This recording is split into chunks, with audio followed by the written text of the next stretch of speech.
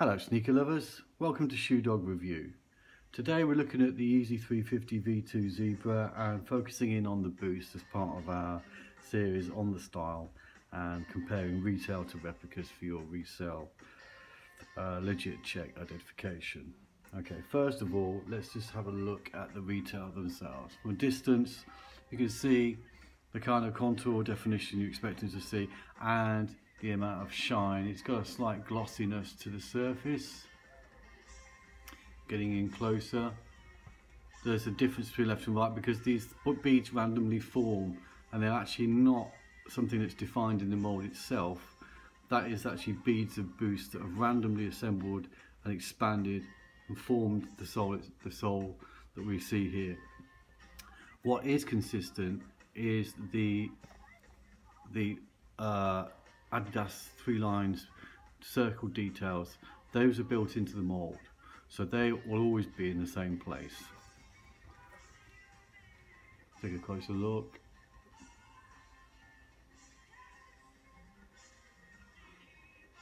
Particular definition to the edges, and every now and then you get a slight sort of deeper crevice like we see here. That's because of the way the beads form together, and spaces within get closed up as they heat up the mold. Okay, so let's look at replica number 1, see how that compares. From a distance, well, already you can see there's a lot less definition. It's much flatter. It's more matte. It doesn't have the same kind of shine. Getting in closer, as you can see, all right, they're certainly more matte in surface, flatter, less definition, no sharpness to the edge of the beads. Definitely built into the mold or something there, so that's not hard to tell between that and the retails if you're looking at photos. So this is one of the examples of what you should be looking for if you're buying resale online. Okay, let's have a look at replica number 2. Distance. Okay, from a distance, well, they've got the same amount of shine, but again, a lack of contour depth and a lack of definition. Texture is pretty similar, but it's just the definition around the edge of the beads themselves is just lost, and it's much flatter. So we'll look at replica number 3. Okay, from a distance the beads actually look bigger. The level of glossiness is very similar, but again, as we get in closer, you can see a lack of definition around the edge of the bead themselves, a lack of contour depth, much flatter. So, overall, I think you can distinguish that this one is clearly, not the same, and it doesn't even have any of those crevices down, these deep crevices that occur. They don't have any of those.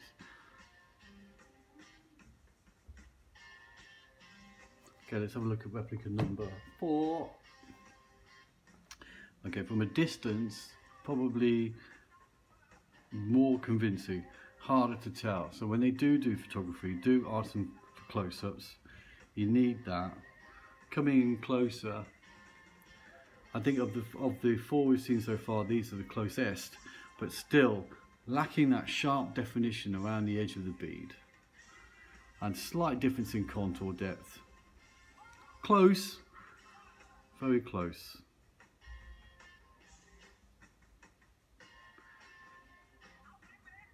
But still lacking some of that depth. Let's have a look at replica number 5.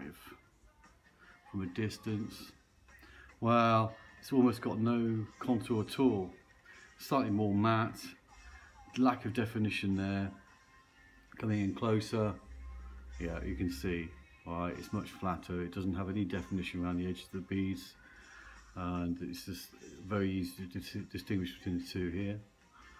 So that one's an easy tell. And replica number 6, distance. With distance, okay, the pattern arrangement seems to be similar, the scale similar, but again, as we close in, first of all, it's not as shiny, and also a lack of that depth of contour and definition around the edge of the beads themselves. So, you know, it's missing that particular aspect here that is you know, the defining features of Boost itself, those randomly formed beads. Texture's a little bit heavier too.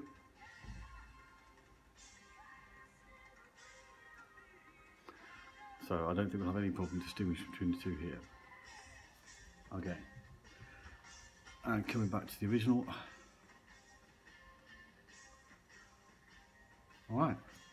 I hope that's helped you. I hope you can freeze frame some of those. And as I say, below is a link where we've measured density and done close-ups to help you with these the LC identification.